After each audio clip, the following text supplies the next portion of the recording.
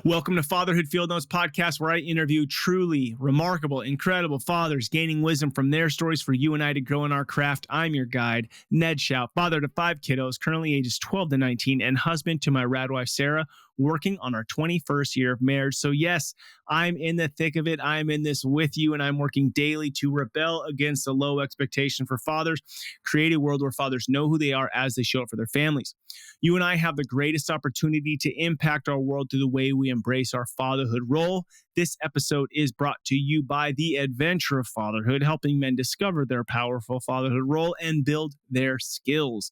The role of the father is to serve, guide, steward, protect, and of course, find joy and have fun in the messiness of it all. Today's guest is my friend, Jaz. He has been my jiu-jitsu coach. He has lived a very full life as a multi-black belt martial artist, radio show host, educator, and so much more. He is genuine and a guy you want to learn from and spend time with. When he speaks, you listen. Enjoy these nuggets from my friend, Jaz. All right, my friends, welcome to Fatherhood Field Notes. So pumped. Long time waiting to get to talk fatherhood with Jaz, Coach Jaz, Kumu Jaz. Welcome to the podcast. How are you today? Ned, I am good, bro. Thank you so much for having me, man. I'm excited to talk with you. Yeah, dude, it's been a while since we've seen each other. You know, I had been coming over to roll with you guys, and then just life happened, and it's been months, and I miss it, but hoping to get back soon. But let me kick us off with my very first question, and that is, how old do you find yourself today? I am 55. 55, and how do you feel? How's 55 feel on you? My brain, it feels like I'm 25, Yeah.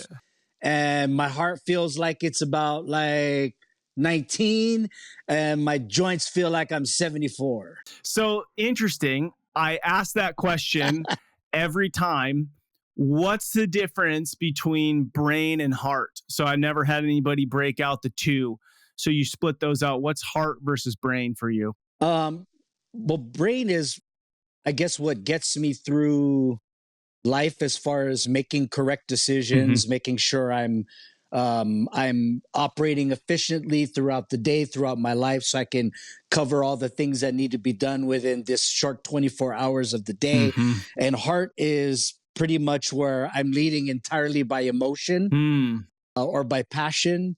And sometimes the two conflict with each other. Not sometimes, they often conflict with each other, but they're I guess they're kind of my yin and my yang. Yeah. Because passion often is followed with no sense of consequence, nor you know what I'm saying? Yeah. So it's not necessarily like I'm a 19-year-old emotion, like my emotions are dictating, but it's almost this sense of passion for life. Like you have this, you haven't let the world taint.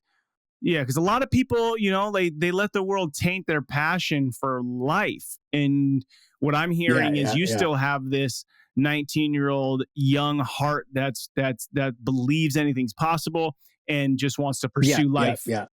Yeah. I always feel like there's something more to do, and this is never, you know, like this is just a stage or a moment in time, and God has more planned, and that's why there's more time so we could accomplish all that, you know. How do you hang on to that heart piece at 55 years old and you still have that passion for life? You know, I think a lot of it is I am blessed to have grown up in the 70s and the 80s. And so I think people from that Gen X always try to keep young at heart in some way, shape, or form, because we just come from like the greatest era, man. Like the greatest things ever invented came out in those times.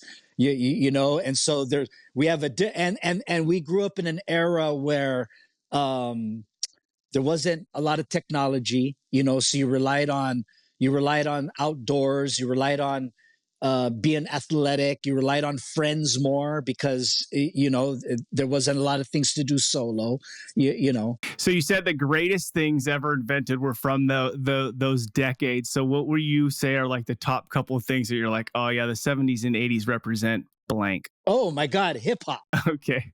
Hip hop, man. Hip hop. I've been involved with hip hop. I'd like to say since the late 70s, but 1983 was when I officially started DJing. I got my first set of turntables. I started breakdancing and things like that. I still carry things from the hip hop culture to this day Mm-hmm. that will not leave me. Mm-hmm. Like from things that I wear to the way that I talk, to music that I listen to, the way that I walk. Gen X, we walk with a different swag. Yeah. Hip hop definitely. I mean, just if you look at the influence on everything, I mean, I think skateboarding and surfing to some level has had a big impact on culture globally, but hip hop for sure has had massive influence on everything. Yeah. Okay, how many years you been married, Jaz?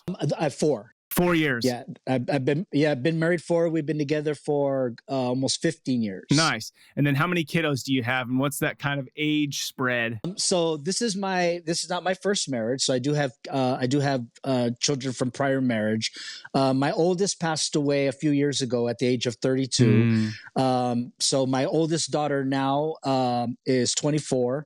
And then my next would be my stepson AJ, who is 22, and then Ka'anoi, who is 21, and then Sage, who is 10.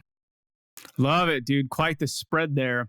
So I did not know that you had a child that passed away. I'm very sorry to hear that. And I'll just ask it since it's right here. But if there is a parent, a young parent, you're young, like in the scheme of life.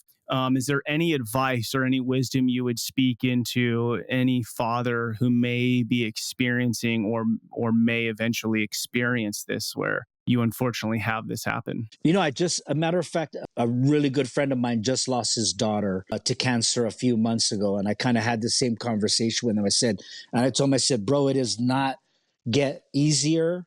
You just get through it. And that's all you can really say. I cannot give these promises like, oh yeah, in a year, life is going to be this. It's like, you just get through it. And then it kind of just becomes what it is, being without that person. And, I have moments of, walking by and seeing her picture and breaking down to where it's like it's been years since she passed. Sometimes I feel like that. That situation with my daughters was different. She was Down syndrome, and she had a condition within her Down syndrome that was called pulmonary hypertension. And she was actually had some situations where she was supposed to pass away like 3 different times in her earlier years. And the doctors said that we don't really plan on her making it past her teenage years. So honestly, Wow. to make it to 32, although I mourn her loss, like I spent way more time with her. We got to spend way more time with her than we were supposed to. So we always look at that part, Yeah, I think it's a beautiful answer, though. What you said is there's nothing you can say necessarily. It's this like you can almost just sit with somebody, right? Like, it doesn't get easier, but it becomes a part of you. And you get to share your story with others. Question for you: where do you live? I mean, obviously you live in Hawaii. So how long have you lived in Hawaii? And then what is it that you do for a living to provide for the family? And if you want to give a little history of kind of like what got you to where you are today. Sure. So I live in Holualoa, or I guess technically it's Keoho, but my mailbox is Holualoa. Kind of up country, or up Mauka, which you would say in Kailua Kona of Hawaii, Big Island. Originally from the Bay Area, the Mission District of San Francisco. I grew up in the same area as Carlos Santana and some other Sheila E., famous Bay Area musicians. So that's kind of where I get my music background, is growing up in the Mission District. I moved to Hawaii in '93. I worked for Safeway Corporation, and I helped set up meat departments, and I was a meat department manager. So I ended up moving here in '93 to restructure Hilo Safeway and to help open up Kona Safeway. And I actually wasn't gonna stay. I came for a short period of time, and ended up just staying and not leaving. Yeah. And I I go back to the Bay Area probably once a year or so. So it's still my second home. But I spent the past 30 years in radio. I was a morning show host along with my wife. She spent I was in radio for 30 years. My wife was on the radio with me for about 12 years. And then we both recently retired from radio in 2022 or end of 21. And my wife was in education prior to radio. So she went back to education and she's a vice principal. And I got into education after retiring from radio. And so I teach music at middle school. And then, of course, my school, my jiu-jitsu school has been running since 1998. So that's my other job. Wow. So you've been running the jiu-jitsu school since 1998. Yeah. It's probably one of, if not the longest lasting gyms on the island. Wow. Yeah. And that's where me and 3 of my kiddos were going before just kind of some chaos of moving happened. But love it and love your philosophy around it. And, one of the things that I love so much was, being in class with you specifically and having my girls hear you, because your approach is very much like, okay, let me teach you.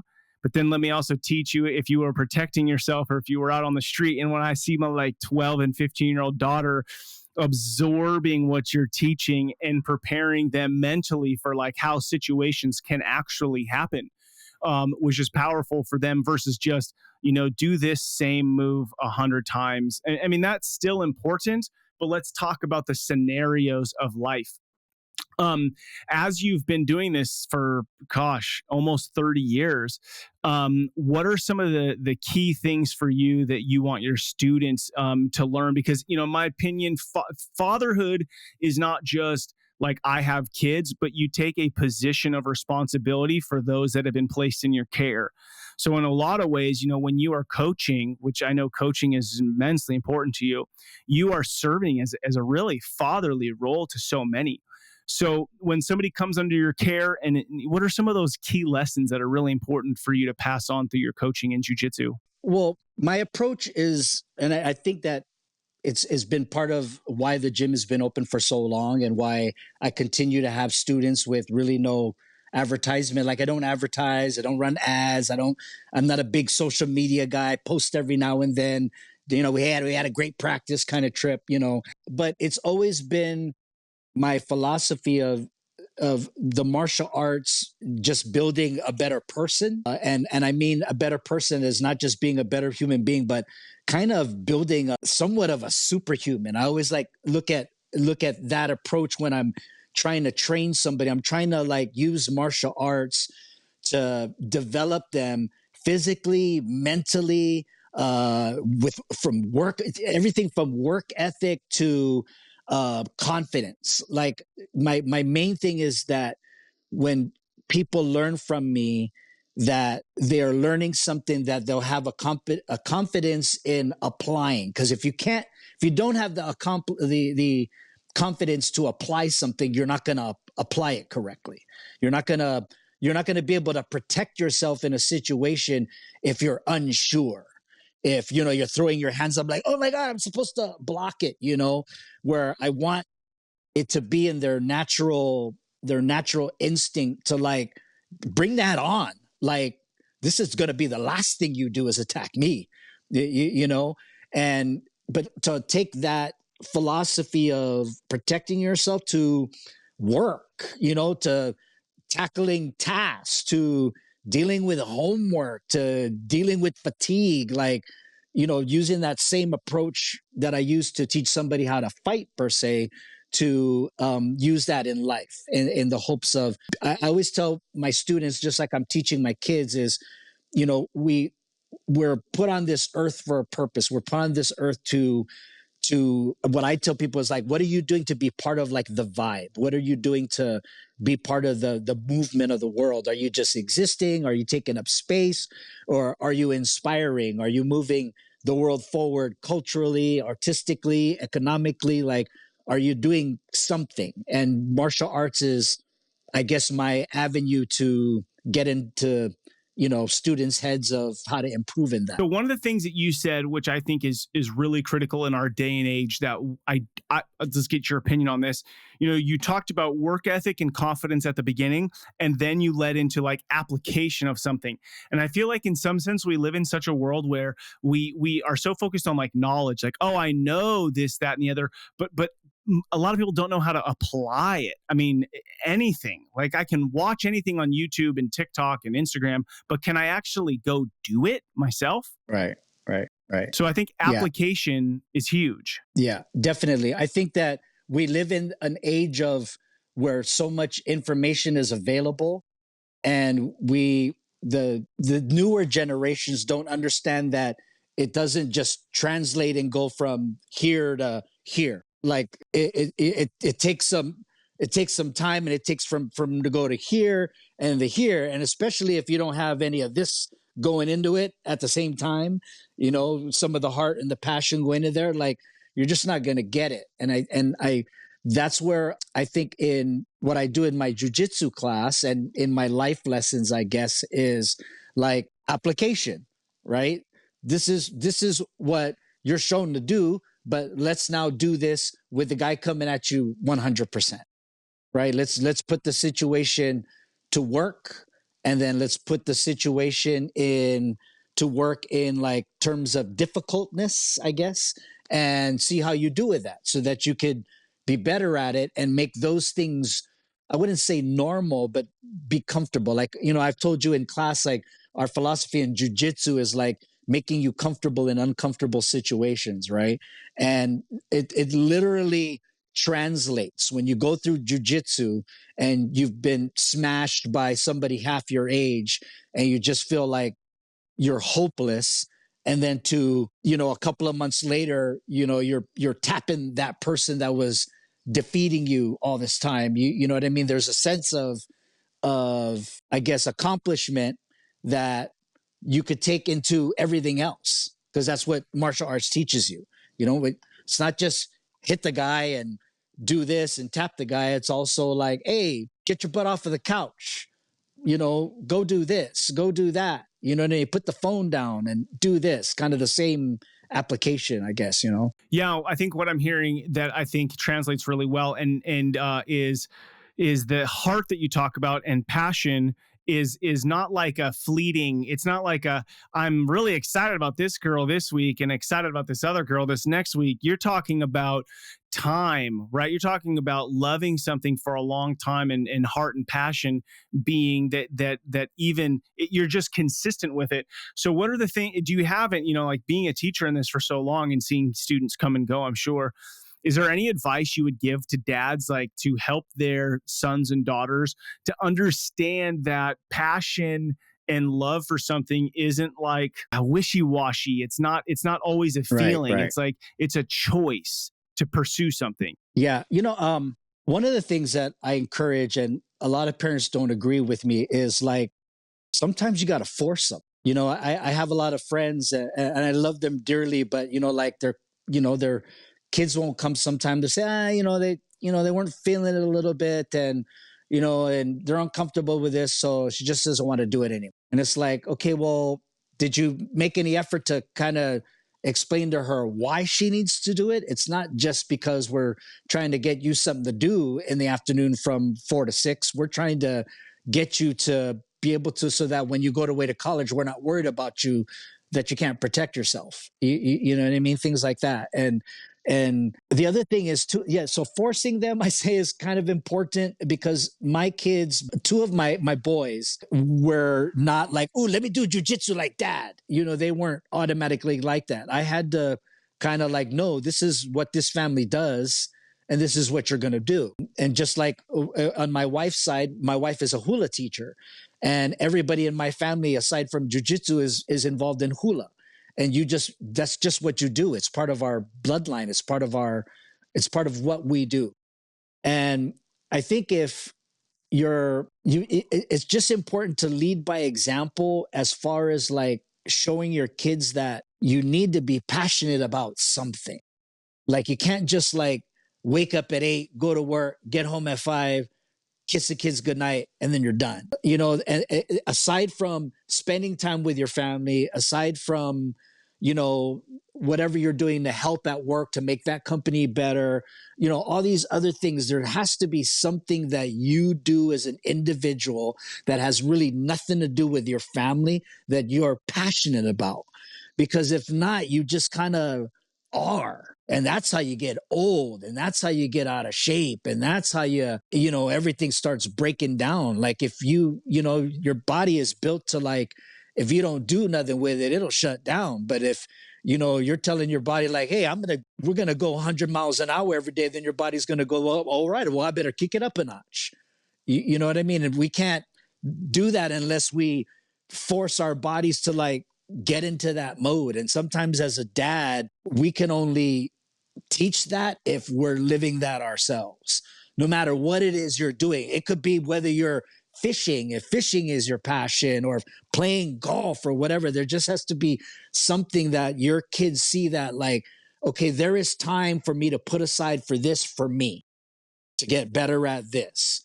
And sometimes it's not something you want to do right away, but it's important to teach that too, because if they don't learn how to do that, how the hell are they going to keep a job?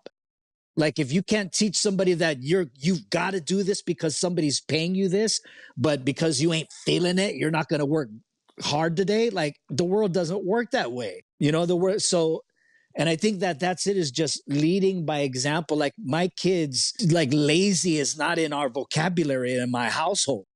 Like, it's not even spoken. Even if I'm calling you lazy, it's not spoken in that way. It's a disease in my household. It is a disease in my household. Laziness is something that is like you're doing drugs in this house.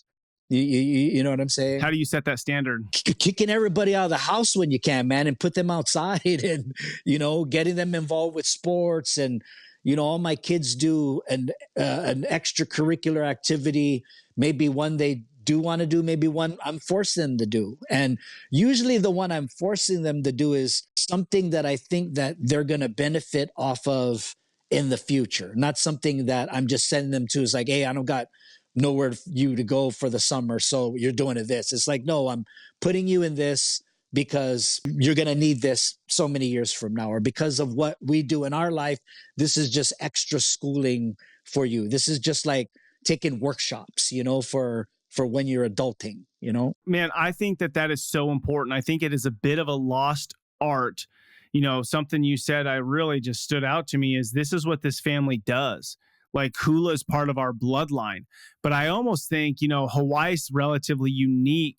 I think there are certain places where the dad doesn't have anything to pass on to his kids. And I think that's kind of what you're talking about, in a sense, is you're just existing. And I love what you said. That's how you get old, is just existing. So it's like, dads, go find something that you care about that you can then pass on to your kiddos. So, Jaz, you talked about this a little bit. And it doesn't even necessarily mean that it's something you're passing on to your kids. Yeah, it's that you want to stay young. So if you want to stay young, you got to have something you're passionate about. Right. You got to have some kind of purpose aside from getting up in the morning. Yeah. Yeah, that's really good. Why do you get out of bed in the morning? Like, it is good to go serve your wife and your kiddos, but also, what is it that you are excited about today? So you've talked about leading by example. If you were to sit down with somebody and explain, like, what's the role of the father? What are the couple things that you'd share with this person about, like, what the role of the father is? One of the things I think is really important is being an example of being just a good man in general. From manners to giving your kids a reason to see why people respect you, or maybe why people gravitate towards you, is because of the way that you act, the way that you treat other people, having a confidence without being cocky, and, things like that. And just being human, like the world shouldn't be where we're in competition with everybody for everything. There's competitions for things, but we shouldn't be in competition for everything.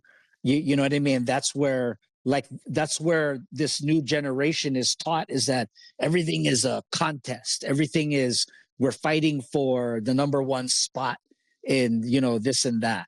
And I think that as a father, I just try to show that I'm providing for my family and that I'm working hard. I'm trying to contribute to the world in some way. Like I said a little bit earlier, I'm trying to teach that there is a vibe in the world. There's a vibe. The world runs on vibration. How are you a part of that? Like, are you just there blocking the waves, or are you like contributing to that vibe in some way, whether it's through music, through culture, through being an inspiration with work or business or whatever it is how are you kind of helping move things along instead of kind of being in the way, and I try to show that. And the other thing is I wouldn't say I work on it because it's come really natural to my wife and I, but we really try to teach the kids of what like a healthy relationship should look like, like without putting up a front. Like we don't hide things from our kids, like when some people argue and they're like, oh, like da da da. And then you're wondering why the kids are like, whoa, oh my God, like they're getting a divorce. What? We had no idea. You know what I mean? It's our kids are in on everything, from money to whatever. Why can't I buy you this jacket this week? Because if I buy you this jacket, there's no dinner this week. That's why. Okay. That's the reason. Okay. There's being up front with everything but showing that how you should treat each other as husband and wife. And if you're not married and you're a single father, that's different, somewhat that in that sense, you could spend more time with just putting your effort towards the kids because there's not a spouse involved, right? Mm-hmm. With the spouse involved, you're trying to build your kids, raise your kids, but at the same time, you have to honor this person that made these kids with you. And how do I show them that this is how a healthy relationship works? This is how we take care of each other. This is why I do what I do. This is why mom does what she does, in the hopes that, we see that it works because although my daughter hasn't had a lot of boyfriends, she's so far made pretty decent choices, especially on her boyfriend now, because there are especially the girls are able to see like, okay, this is how I'm supposed to be treated because I see how mom is treated by dad.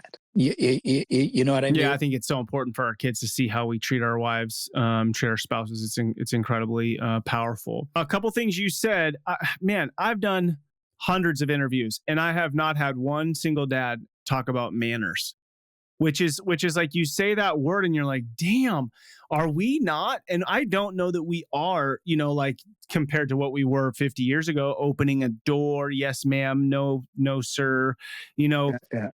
When you think of manners, what are like two or three, like I said, opening a door, yes, ma'am, yes, sir, kind of thing. What to you are a couple of key things where you see when they're played out, you're like, that's a respectful kid. Those are good manners. First of all, I always teach the boys, even my students, that, a very firm handshake with a look in the eyes, shades off, and looking a person in the eye it weighs a lot.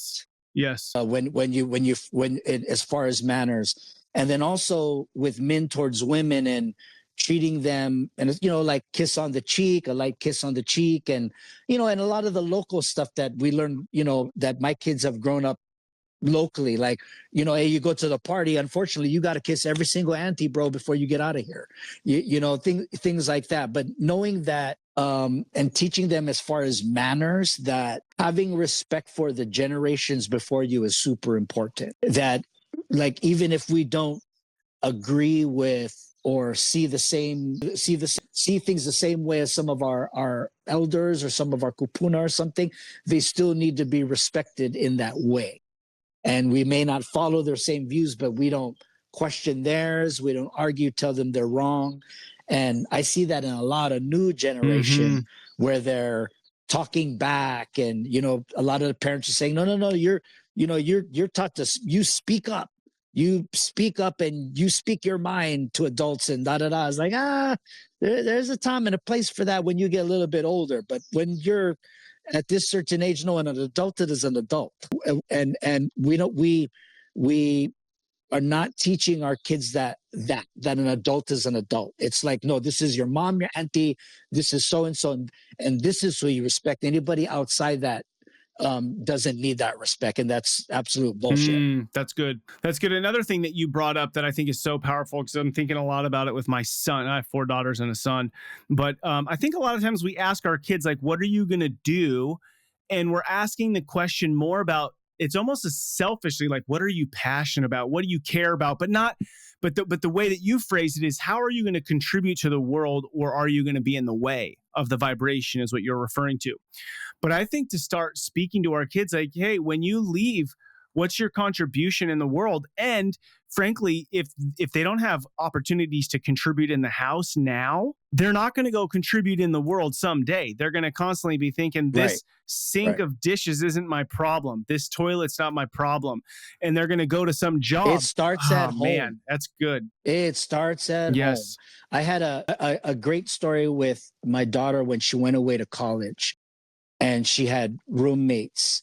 And when her first experience with dorming, one of her comments was like, "Oh my God, I can't believe how people keep themselves and don't clean up after themselves and everything like that." Because it's taught here and it's enforced so much here that they don't realize that it's embedded them in when they leave, and they now have expectations. Right? Like, I'm teaching you this so that you have expectations of how things should look to be presentable. That's not my kuleana, that's not my job. No, if you're in the space and it's not looking right and you can contribute to getting that space, get the space looking good. You know what I mean? Yeah. And I think that's just a great question, is like, when I walk into a room, am I asking, what do I get out of this, or what can I give to this? And you said the word contribute, but I want to teach our kids to start asking themselves, hey, how can I contribute here? If I see an auntie or an uncle cleaning up or doing something, I best be jumping in to see how I can serve. Okay, so my wife we used to time our kids. Like, my wife would come home from Costco and nobody would say anything. We wouldn't say anything. We would wait to see who's the first kid to get up and start yelling, "Oh, mom's home." You know what I mean? Or am I the one first to the car and I'm yelling where the hell are my kids? You know what I mean? That's so good. Okay, so we talked about the role of the father. You had mentioned something that I wanted to bring up in your the Google form I asked. You talked about setting a relationship with your kids that sets a tradition as how to be a family and a human for the next 7 generations. And that just really stuck out to me. I've never heard anybody talk about maybe the next generation, but 7 generations. Explain to me why you talk about 7 generations, and then the importance of family and being a human being. In our Hawaiian culture, and I'm not an expert on it, but my wife is. And so I'm blessed to live in the same household with somebody of that knowledge of culture, that I'm being able to learn it, not being a student. It's just part of my life now. I learned, I don't speak 100% fluent, but I can get by. And I have that from just my kids speaking and it being in my household. And one of the things that my wife teaches in her teaching with hula and language is we're always thinking from, what are we building from the past 7 generations back? What did those generations, those ancestors do to evolve to come to this point? And what are we doing to help carry traditions so that the next generation, not just the next, but the next generation and the next generation. So I'm not just trying to enforce what I'm doing so that my kids are cool. I want my kids to be cool. I want them to have an easier time with life because of things that were taught 7 generations back, of whether that be of how to survive, our generations back, we're learning how to survive with food and taking care of our family with no means, right? And so how are we sharing those things that no longer exist? How are we sharing those for the next generation so that 7 generations later, they know about what the other generations did? And how are they somehow keeping those things alive? Like every so many months, my wife and I, we cook in our imu, which is an underground oven, right? Where we cook things, and we don't have to do that. You know what I mean? It's a lot of work, brah. You know what I mean? But there's just something about making lau lau that way, making Kalua pig that way, in the way that our ancestors did, and teaching our kids how to do it. Like, so when we now have that, we don't set that up, our kids hook it up. They know how to do it. You know what I mean? When my wife goes to Japan and teaches hula, because she has a halau up there, she could take my daughter, and without instruction or words, my daughter can take over the class. My daughter can teach. My son, who's 10, goes up with them to Japan and helps, and jumps in with the students and knows all the dances and knows the songs. You know what I mean? It's just taught. But our concept with the generation thing is like, don't just keep things alive for generation under you. Think 7 generations ahead. Wow. And the two things, you talked about several things just now, but the two things you'd kind of put is in 7 generations, are people going to know what it means to be like a family? What does my family look like in 7 generations when my name may be forgotten? Or what does it mean to be a human being and contribute, like some of the things you're talking about, manners, contribution? And even just even immediate family traditions that maybe carry on. Like, one of the things that is really big in my family, no matter how big or small the event or the day may be, if it's a birthday, like, it's taken seriously. And it's, even if it's not a huge celebration, there's something done to honor that, because my father-in-law, who's no longer with us, was like that. They didn't have a lot growing up. My wife didn't have a lot growing up. But when there was a holiday, my father-in-law went off, reindeers on the roof, and it doesn't, snow somehow. He made it happen. And so my wife is that way, so my wife is that way. And then that transfers on to me. So even if it's not a big party, there's just something done that honors that person for them being alive and being here. You know what I mean? And so these are traditions to where, like, we're teaching our kids so that their kids always have those special days and those special times, and we show them, like, hey, there's families out there that don't have this, don't have that. But that doesn't mean that you can't make a special day. Man, it's so important. I think that having this concept as a man too, of thinking 7 generations down the road, like, what would that shift in our lives? And it might not be something that shifts every single day, but like a birthday or doing something once a month. But what are some of these things that matter to us? Because sometimes I think we're just looking at what's happening today or what we're trying to accomplish in this, next few months, let alone, 10, 20, 30, 100, 300, 400 years from now. It might shift, but that's a major responsibility that you and I have as fathers to pass to our children. And, sometimes there's nothing for you to pass down that was, maybe you didn't get anything passed down to you. So create that. Like, don't make a tradition of not having anything passed down. Yes. If nothing was passed down to you, then make something. Like, create something. Perfect segue, because the podcast is Fatherhood Field Notes, but the theme or mantra is rebel and create. So when you think of your life or current season, what's something that you're rebelling against? And then what do you hope to create in its place? I'm as far as parenting, I rebel against and nothing against, I don't want to badmouth any parents or anything, because we all have different styles, but I don't believe in the timeout thing. I'm a coach too, and I'm considered one of the loudest coaches on the island when it comes to whatever sport I'm coaching. Yeah. And so my kids know that's my delivery sometimes, but I balance that out with an enormous amount of smothering love. Like, I smother the shit out of my kids with love. So there is no doubt that, sometimes, like, maybe when you're younger, your parents yell at you and you think like, man, this guy hates me, or da-da-da. Like, my parents, like, my kids don't get that, because there's so much love on this side that no matter how fiery you get on this side, they know it's out of love. Yes. Oh, so because good. That's what the intention is all the time. Right. It's the intention is always that all the time. It's the passion. And they also know that my loud voice comes from passion. It's not always from yelling. I always got to remind them, I'm not yelling. I'm just freaking passionate. I want it done now. Right. But it doesn't mean I'm mad.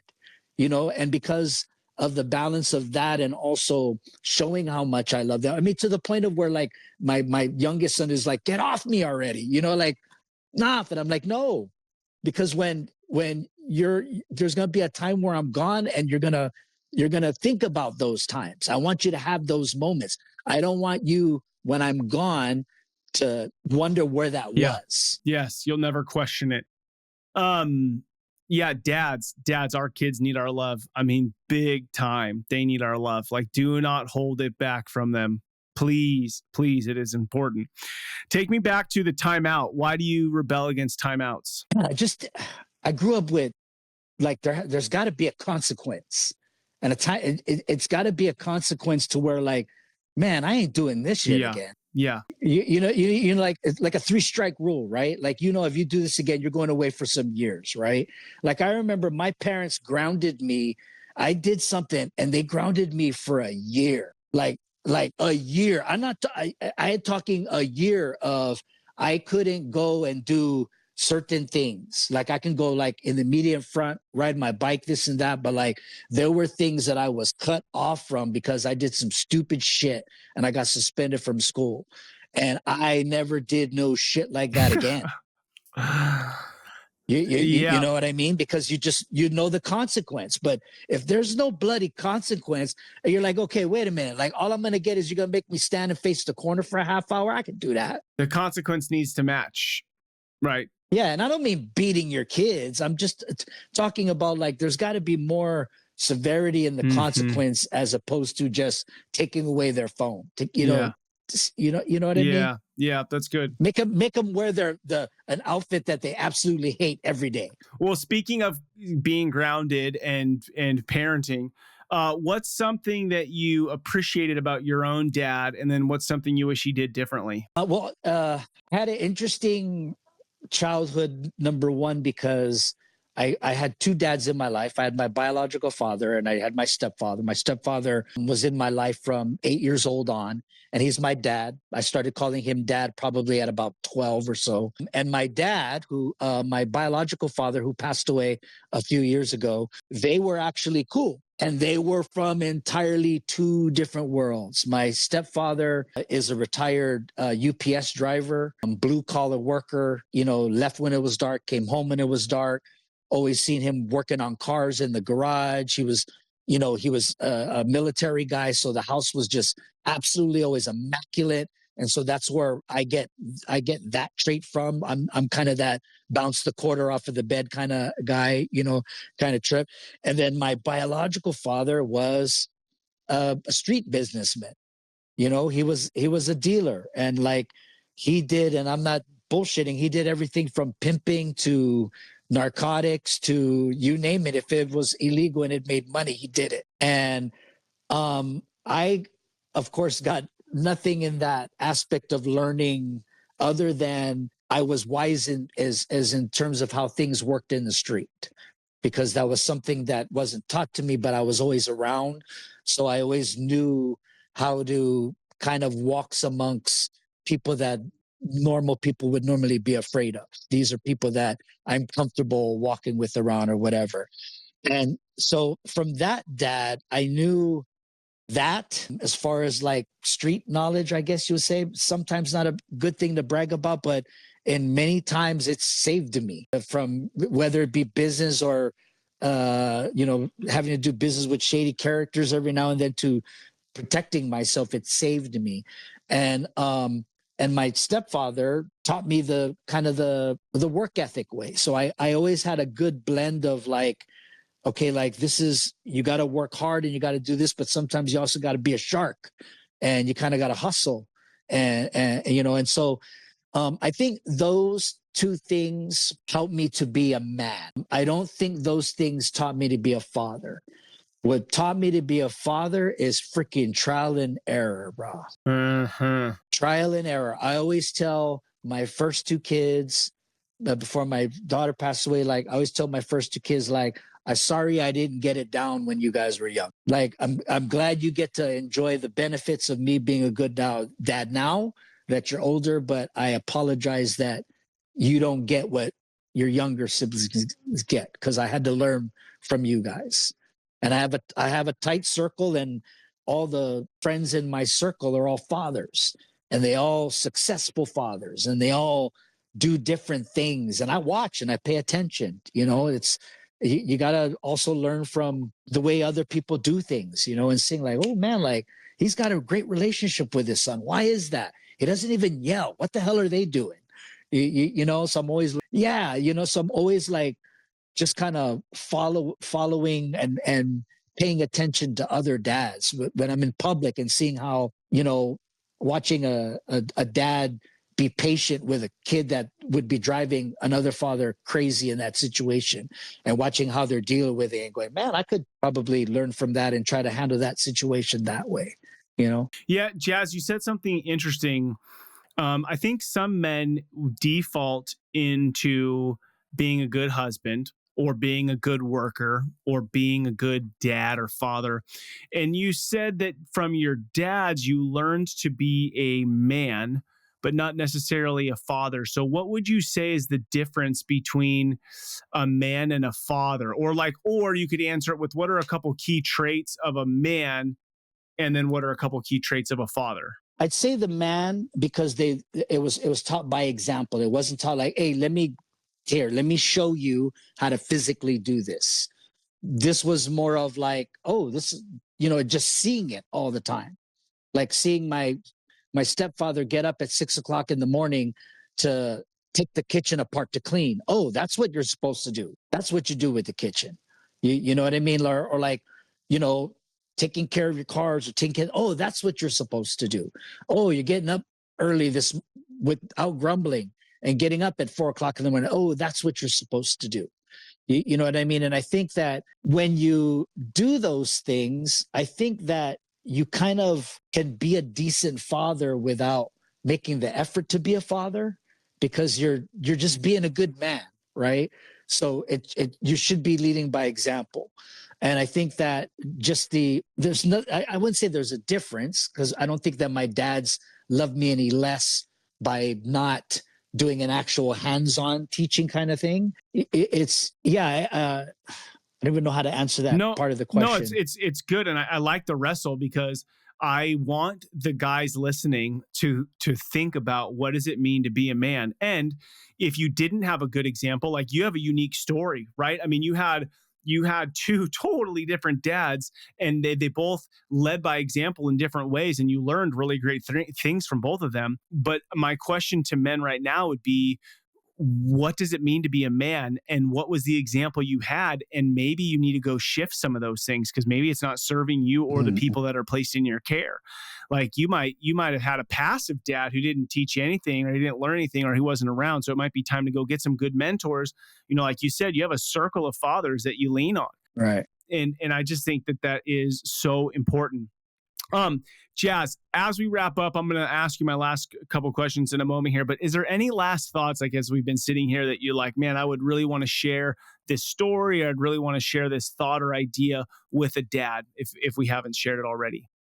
Well, I think one of the things that is, I think, especially if you're a stepdad, because I come from having a stepdad to being a stepdad. And in my family, especially my wife doesn't believe in that. She gets mad when I call, like, one dad my biological dad and then my stepdad.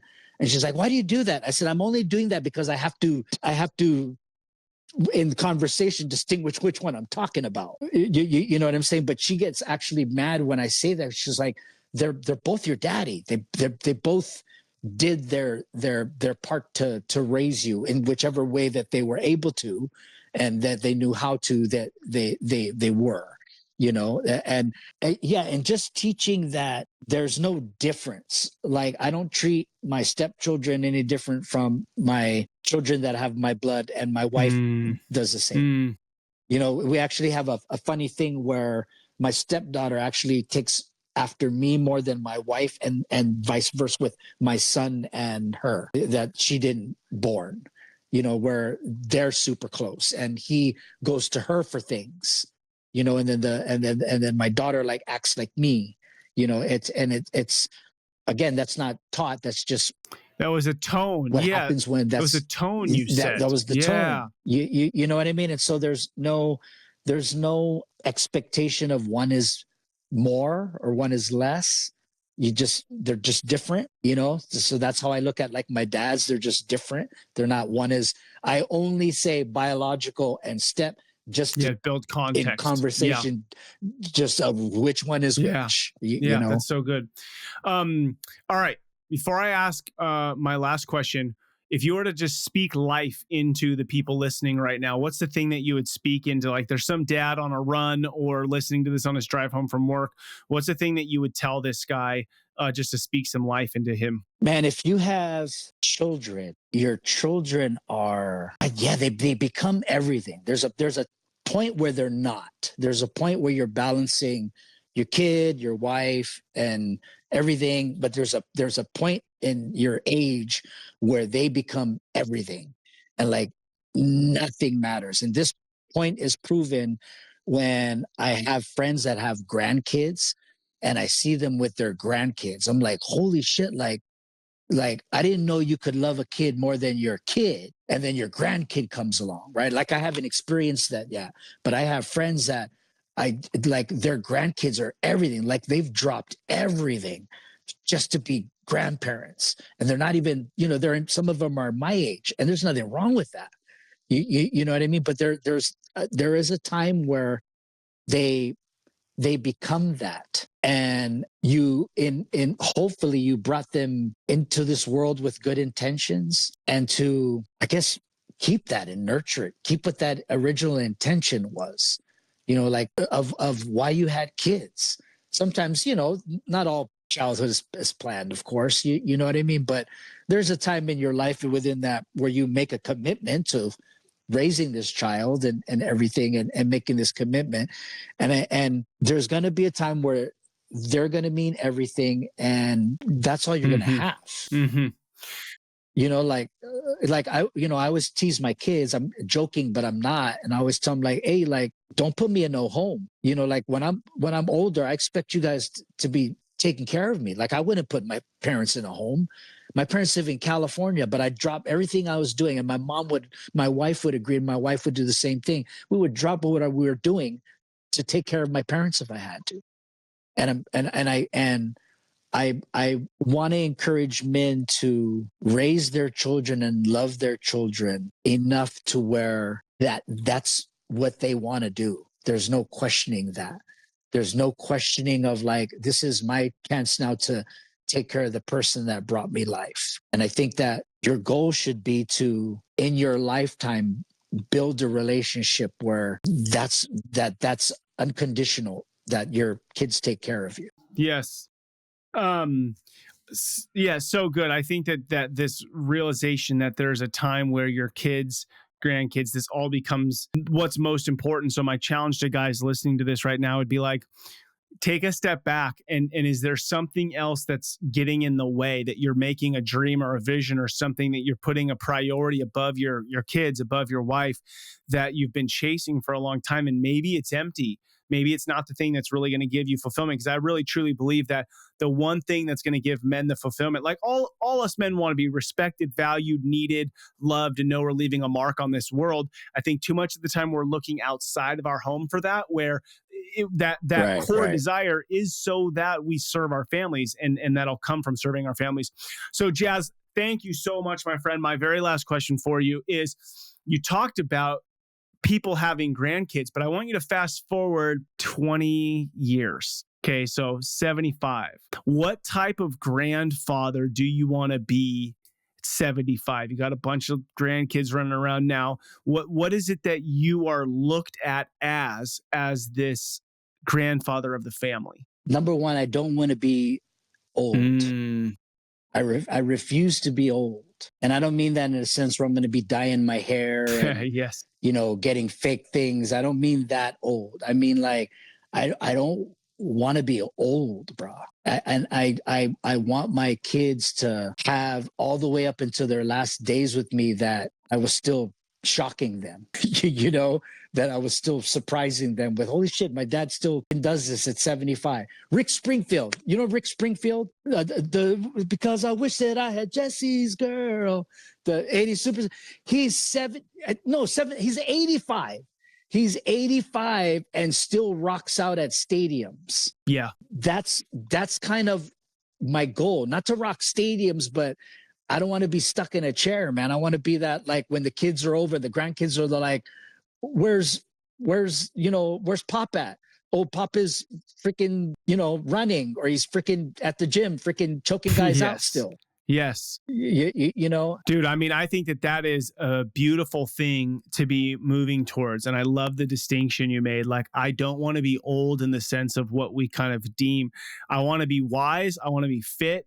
And it's not even coming across as like, because for selfish reasons, it's so that you can serve and inspire those that are around you. And like you said, I want to surprise them until I'm no longer here. Because it comes back to that point that you brought up from the beginning, is like, am I in the way or am I contributing? And you want to contribute as long as freaking possible. And I think that right there, exactly. That's the way of the men. That's the way of the father, is like, I'm here to serve. I'm here to contribute. I'm here to be a part of the solution, not the problem. Jaz, my friend, you are incredible. Thank you for this time together. Thank you for who you are, what you're doing. And not only, this kind of, you're running to class right now and you're going to go inspire another set of students. And so I just want to say I deeply appreciate the man you are and the leader in our community that you are. So thank you for your time. Thank you, brother. And the feeling's mutual, man. Thank you. What an incredible conversation. The things that really stuck out as I sat here and wrote in my journal right after, is teaching your kids to contribute. There's always this wrestle with your kids of like, oh, that's not mine. I didn't leave that there. But if we can start to teach our kids to contribute, that when they walk into a room, it's like, hey, how can I contribute? I mean, it feels like that's just all we do is 18 years of just teaching them to not be selfish. But thinking about that really transferring into their life, it's such a bigger picture than just, I need you to pick this up because I don't want to do it. It's that when I do this for you, it actually lessens their agency and their contribution in their own life, because then when they go step into life, they're going to find themselves sad and depressed because they're not a part of the bigger story that's happening. So teaching our kids to contribute, massive. The other thing that kind of stuck out to me is, I think in our culture, and I'm guilty of this too, is sometimes giving my kids too much of a say. And instead of, finding the right balance of, if there's something that I think needs to happen, don't ask, hey, do you want to?